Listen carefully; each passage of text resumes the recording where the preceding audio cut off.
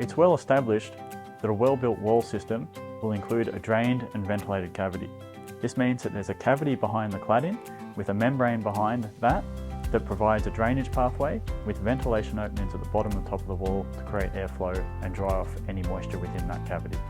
So a well-built wall system will also contain an intelligent air barrier on the inside of the assembly. This is to prevent the water vapour migrating into the insulated stud bays and therefore producing mould growth. If we take the ideal wall assembly, which has a drained and ventilated cavity on the outside and an intelligent air barrier on the inside of the structure, and we turn that into a roof, and we use the same philosophy to build a roof system as we do a wall system.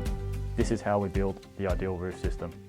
So the perfect roof is actually the same as a perfect wall system. It's a skillion or cathedral rafter style roof that will have a ventilated cavity on the outside of the system and an intelligent air barrier on the inside of the insulated assembly. Quite common in Australia is to use truss roof systems. Truss roof systems have large air voids or attic spaces. These attic spaces are commonly ventilated. The ventilation means that you have an uncontrolled temperature and humidity environment in the attic space. This can often lead to condensation under the roof cladding and problems associated with mould growth. For this reason, many parts of the world have moved away from attic spaces and truss roof systems to fully sealed cathedral skillion style roof assemblies. A well-designed roof has a ventilated cavity behind the cladding. When we introduce ventilated cavities, this can be problematic for bushfire-prone areas.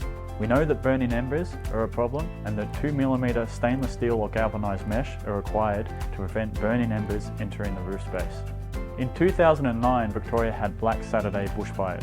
This led to upgrades to the Australian standard in terms of the bushfire regulations. The bushfire standards then led to sealed attic spaces with little attention to water vapour migration.